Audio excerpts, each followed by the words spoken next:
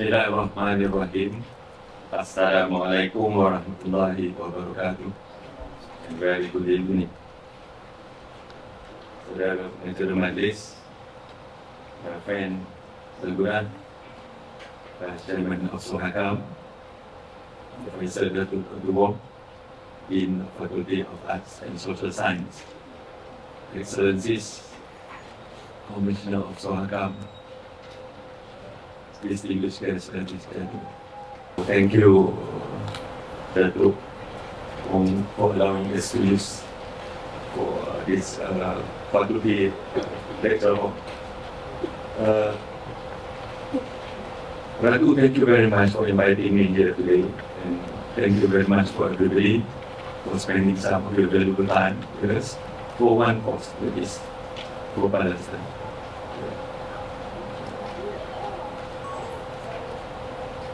As many of you know, the government has a policy framework called Malaysia Madani. One of the key hallmarks of being a modern and civilized society, modern society, is placing the dignity of the people at the center of its priorities.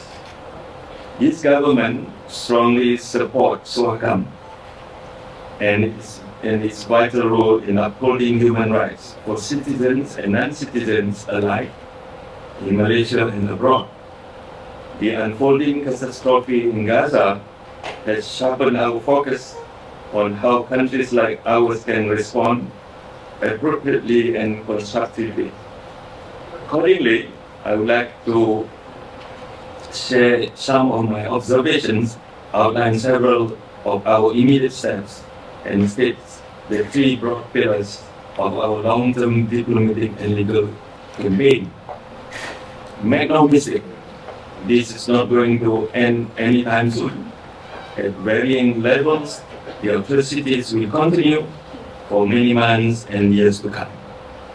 Ladies and gentlemen, to address an issue as complex as this, we need to start by framing it as realistically as we can. This was the approach I took in the corporate world last time. This was the approach, and this I done, continues to be the way I look at issues today. The way you frame an issue ultimately shapes your response.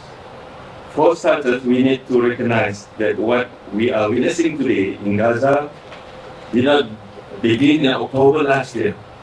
Indeed, this is a tragedy that has lasted for almost 80 years. This simple yet vital truth is something that Prime Minister has tirelessly mentioned again and again, and it is also what I have repeatedly emphasized in my diplomatic engagements. There is no denying that the creation of Israel in 1948 represented a violent shift in the political, territorial, and demographic landscape in Palestine. This was a critical turning point. This was the start of an unmitigated catastrophe for Palestinian people. It was at that moment, not in the recent past, that the groundwork for a prolonged struggle was established. It is in the interest of Israel to foster a collective amnesia about the 1948 Nakba and the illegal occupation that followed the 1967 war. By focusing solely on October 7, the Israelis clearly hopes to keep extending the window of impunity. By making this all about Hamas and the hostages, they plainly wish to sidestep the need for a sustainable and equitable solution. It is therefore essential that we continue to remind everyone, including some of our friends, that this has gone on for long enough. We need to persist. We need to be persistent. We need to keep telling them that ending the decades-long occupation is essential for achieving a lasting and viable peace. At the same time, we need to remind ourselves that by that I mean Malaysian about another essential truth about the question of Palestine. We need to understand that the Palestinian struggle is fundamentally about the rights and the freedom of a people. It is not a religious community. Nevertheless, we should not ignore how religion has been pivotal to galvanizing support for the Palestinian cause. For decades, Muslim countries, organizations, and communities around the world have been the anchor of global solidarity for the Palestinians. They have consistently gone the extra mile in spreading awareness and raising critically needed support for the Palestinian people. This is especially clear during Ramadan, a month that fosters unparalleled unity among Muslims worldwide. But it is worth recalling that the Palestinians are a people of multiple faiths. While overwhelming majority of them are Muslims, there is also a significant minority Christian. Prominent among them is Hanan Ashrawi, a state woman and a former negotiator. Another notable personality is Vera Bagun, a diplomat who was the first female mayor of Bedlam. There was of course the late Edward Said, an intellectual who powerfully articulated the Palestinian condition to the wider world. Palestinian minorities are also victims of Israel's atrocities. It is also their churches that have been targeted by Israel's bombardment. It is also their mothers and children who are dying alongside their Muslim brothers and sisters. Indeed, we should recognize that solidarity for Palestinians extends well beyond the Muslim Ummah. This is certainly clear here in Malaysia, where sympathy transcends race, language, and also religion. Indeed, that support is manifested in this very room. Similarly, there is a growing surge of solidarity for the Palestinians in the West and across the world, especially the young. It is therefore vital that we avoid framing this conflict in religious terms. True global support can only be sustained if we persist in affirming our shared wish for dignity and freedom for all Palestinians of all faiths. Ladies and gentlemen, while we recognize that this conflict has deep historical roots, we have not ignored our obligation to respond swiftly to the ongoing crisis. You will recall the Prime Minister's powerful speech at the 8th Extraordinary Summit of OIC in Riyadh in November last year. That was just the beginning.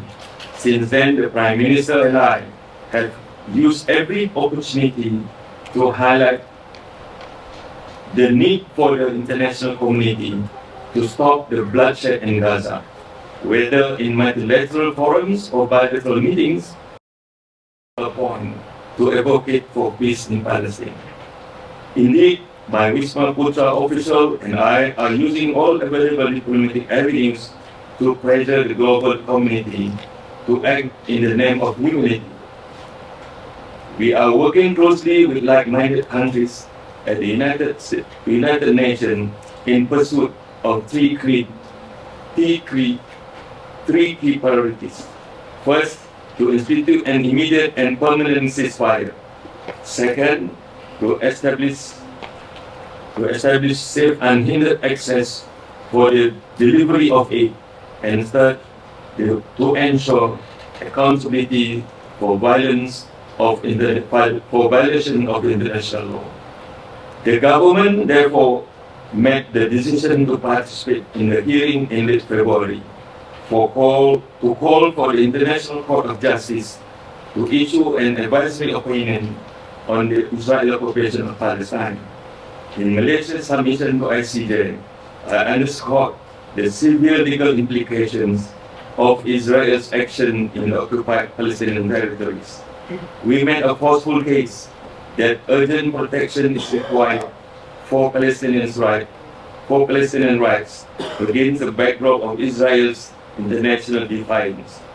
We advocated for an end to the prolonged suffering caused by Israel's unlawful policies. We demanded an immediate halt to the occupation. In tandem with our diplomatic and legal efforts, we are doing our part to deliver aid to the people of Gaza. On behalf of Malaysians, this government has so far sent about 100 tons of humanitarian assistance via Egypt. My deputy at the Foreign Ministry, Dato Mohamad, visited Rafah, Gaza border in February this year to see through the delivery of emergency and humanitarian relief supplies from Malaysia to Gaza. We will continue to seek opportunities to channel the generosity of Malaysians.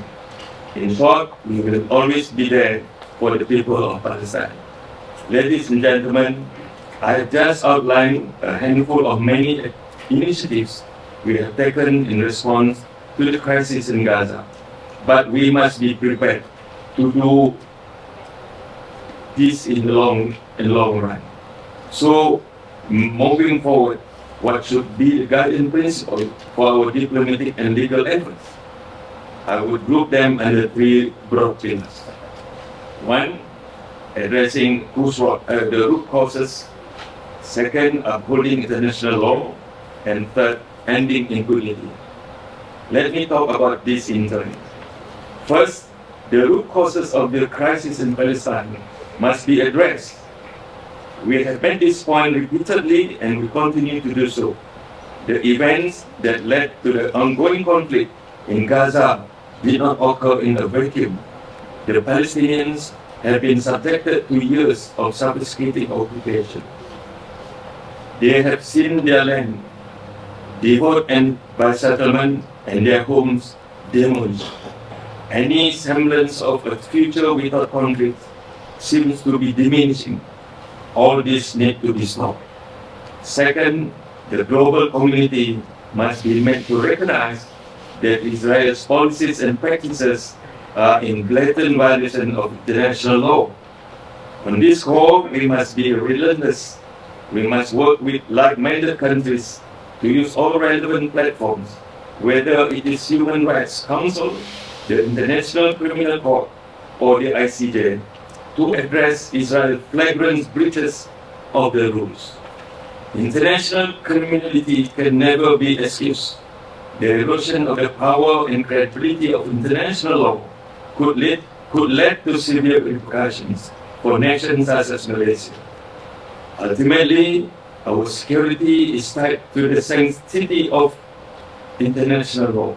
It is therefore in Malaysia's vital national interest to uphold the international legal order. Third and finally, we need to end impunity in international affairs. This includes reviewing the veto privilege in the United Nations Security Council.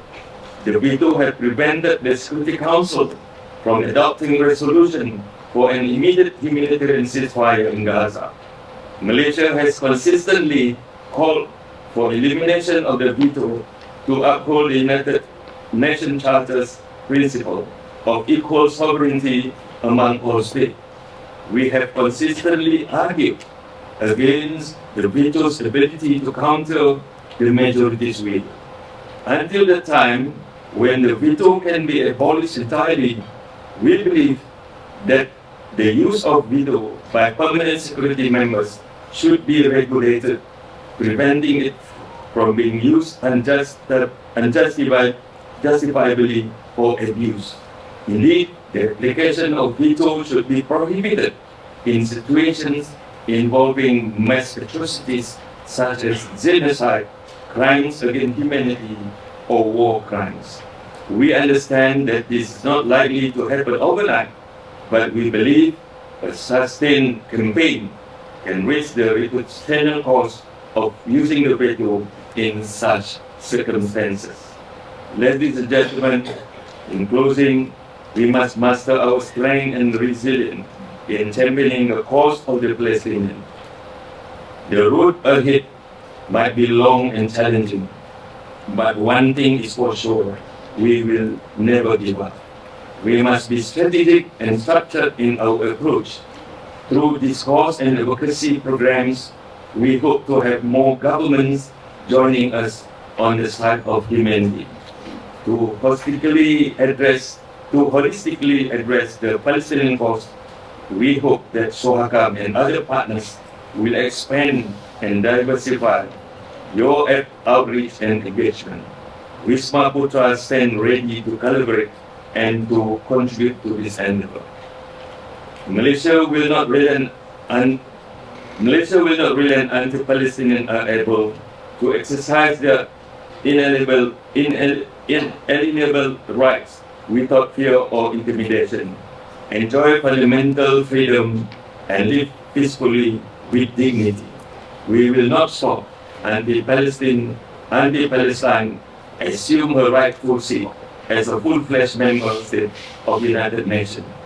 And I believe that future generations of Malaysia can one day look back with pride that we are on the right side of history. Thank you.